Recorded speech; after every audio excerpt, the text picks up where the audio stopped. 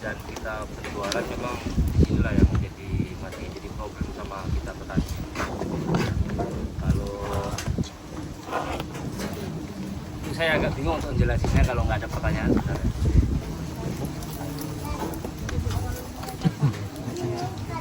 Bibit. Kalau masalah bibit, kalau ini sebenarnya bukan lebah dari Indonesia. Lebah mellifera ini kan sebenarnya dari luar. Lebih banyak dia di Eropa sama di Australia itu banyak. Nah di sana itu kalau mellifera ini seperti lebah di Indonesia-nya cerana atau dorsata. Kalau aslinya Indonesia itu kan dorsata sama cerana. Kalau mellifera ini dia lebah dari endemik Indonesia. Cuman lebah mellifera inilah lebah yang paling produktif dibandingkan lebah lain. Makanya kami menggunakan lebah mellifera karena dia lebih produktif. Yang kedua itu lebih mudah kita untuk membudidayakannya, tidak serumit dan tidak serepot jenis apis yang lainnya. Sekian itu aja yang bisa dijelaskan. Ya, jenis yang dibudidayakan ini apis mellifera. Nanti ada apis dorsata, ada apis serena, ya. Jadi ada beberapa jenis apis. Kalau di beberapa tempat Ya, dorsata itu dia lebah liar, lebah alam di Indonesia itu kan itu sama serangga. nah itu jenis apa ya? Nah, yang lain, Pak silakan. Saya ingin bertanya secara teknik budidaya tentang lebah ini. Saya pernah membaca kalau lebah itu nggak bisa kita paksakan untuk berada di satu tempat yang kita inginkan. Contoh seperti kotakan. Bagaimana cara Bapak membuat lebah dan atau lebah itu nyaman tinggal di sini, Pak? Dengan makanan sawit dan kasian. Baik, coba jawab ya. Kalau untuk lebah itu supaya betah, sebenarnya kan lebah itu kan dia mencari makan. Jadi kalau misalkan suatu tempat atau wilayah itu tadi tidak ada sumber pakan, maksudnya tidak ada polen atau tidak ada nektar, nah itu lebah di situ tidak akan berkembang, bahkan bisa habis. Nah, makanya kita selaku pembudidaya itu kita harus bisa membaca situasi, kondisi, lokasi yang mau kita tempati. Misal lebah itu kan dia butuh polen dan butuh nektar untuk sumber pakannya, kan dua itu yang terpenting. Nah itu harus kita, sebelum kita melakukan lebah di lokasi itu, kita survei terlebih dahulu. Itu Pak, jadi kalau tersedia pakannya, maka tidak perlulah menggeser-geser posisi lebah sepanjang pakan dalam bentuk polen dan nektar tersedia. Terima kasih Pak. Yang lain, Pak, gede-gede bunga, gede-gede bunga model kelopak itu buka lebar bisa, ya. Misalnya kelompok solanacea itu kan terbuka itu, ya. Nah, ada yang model trompet.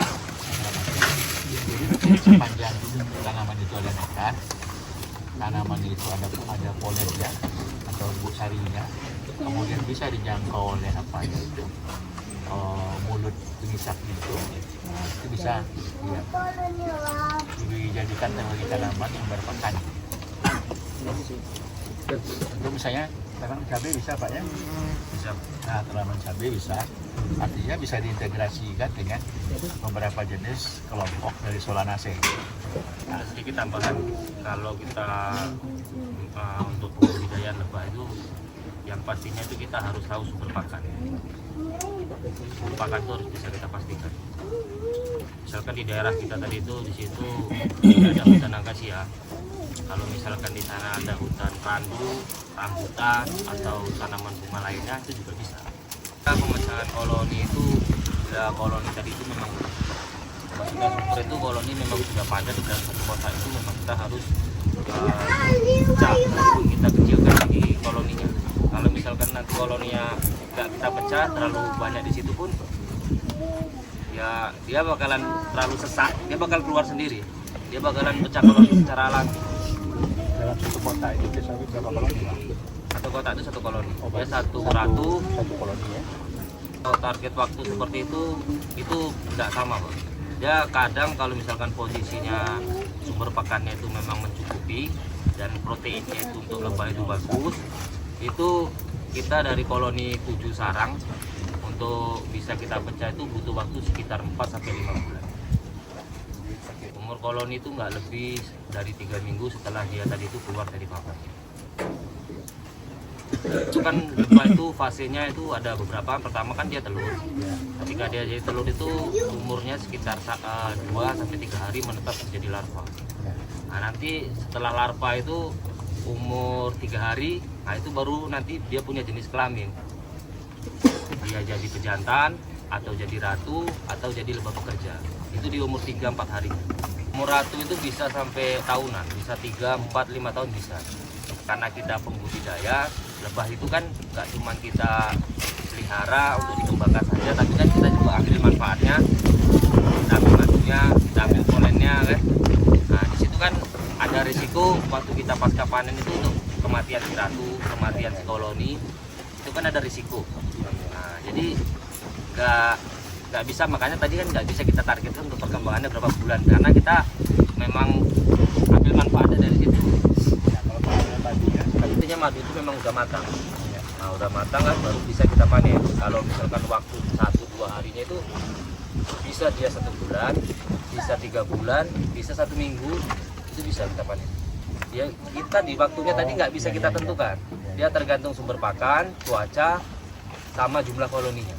Semakin banyak jumlah koloninya, semakin cepat bisa kita panen. Kalau perhitungan rata-ratanya kita misalkan punya standarnya itu kan 7 sarang dalam 1 kotak. Itu 7 sarang dalam 1 kotak itu rata-rata 2 sampai 4 kilo. Selama ini kan kita itu cuma memanfaatkan madu sama polen. Sementara polen itu memang masih sedikit kali ya kita ambil. Nah, itu memang 90% itu madu. Sebenarnya produk dari lebah ini kan nggak cuma madu, polen aja. Di situ ada royal jelly, di situ ada lilinnya, di situ juga ada propolis. Nah, sementara kami peternak lebah itu belum bisa mengolah selain madu. Cuma madu lah yang bisa kami jual. Sementara kalau kayak propolis, di polennya sama royal jelly itu belum bisa kami produksi. Nah itu kondisinya pas lagi musim penghujan. Oh, kondisi penghujan malah menurun ya? Menurun, karena kan lebah itu dia cari makannya kan dari sumber nektar itu Pak. Jadi kalau sumber nektarnya tadi itu udah luntur kena hujan kan lebah itu keluar tapi nggak dapat makan. Nah, bisa jadi kemungkinan yang madu selama ini disimpan sama si lebah itu habis lagi. Makanya kalau di daerah tertentu yang mereka itu punya musim bunga, itu lebah mereka bahwa harus dikasih makan. Itu memang harus. Jadi video-video yang beredar lebah dikasih makan itu bukan hoax, itu memang benar. Tapi kan bukan berarti madunya itu dijual. Tapi lebahnya itu butuh hidup gitu. Jadi madu. Mengenai dalam budidayanya ini apakah Bapak budidaya otodidak atau ada pelatihan dari luar gitu? Nah itu, kalau untuk pelatihannya sebenarnya otodidak sama guru-guru kecil lah. Istilahnya kalau pelatihan dari pemerintah atau di sekolah itu memang nggak ada. Di sekolah dulu saya sekolah belum ada pelatihan tentang budidaya lebah, belum ada zaman. CPO 30 ton, berarti kan bisa 10 truk CPO itu bisa dihasilkan.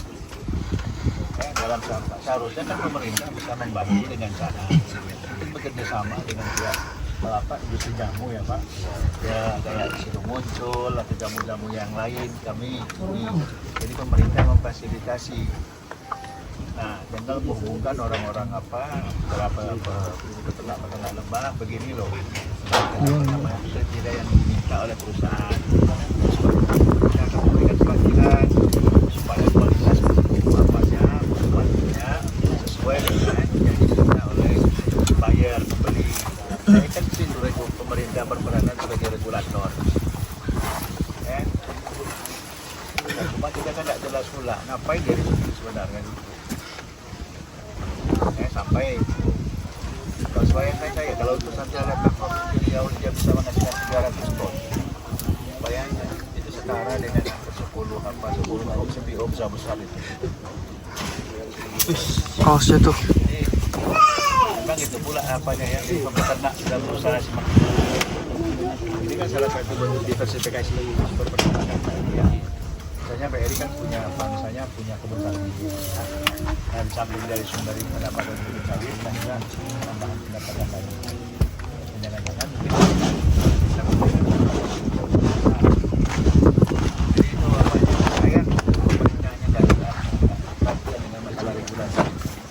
tidaknya kalau kalian tidak menjaga, coba tanya aja ke dinas perindustrian dan perdagangan atau dinas UMKM.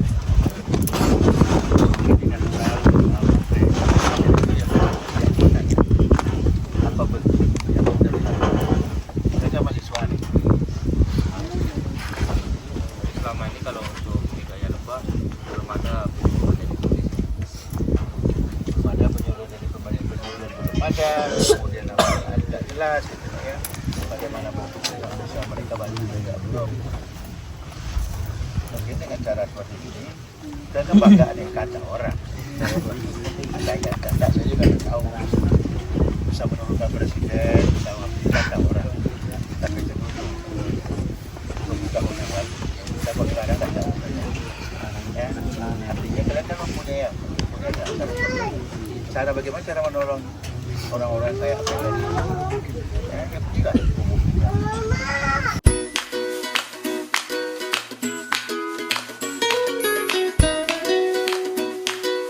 Sebenarnya fungsinya sebagai penghangat ya, dan sangat lebar sangat. Makanya sebenarnya harus pakai ini. Prank ya guys.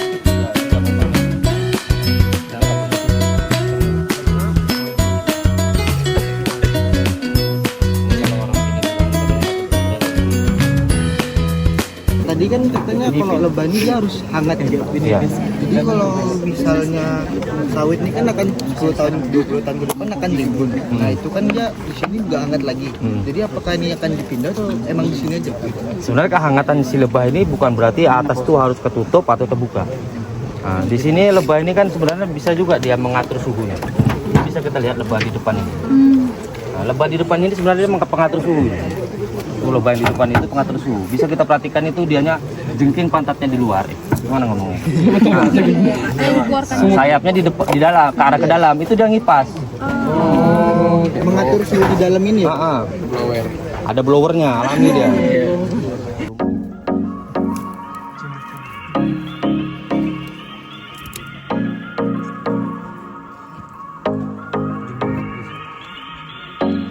Apa kan? Kenapa nggak itu larvanya?